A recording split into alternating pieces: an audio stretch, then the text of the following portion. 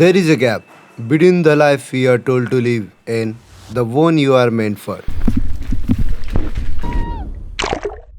In India, I look for answer in textbooks, but the map isn't the boundary. I found my compass in the chanting of Mahakumbh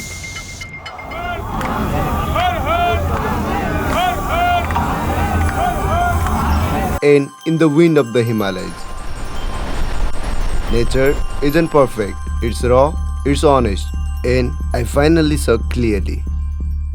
Countdown 3, 2, 1, begin.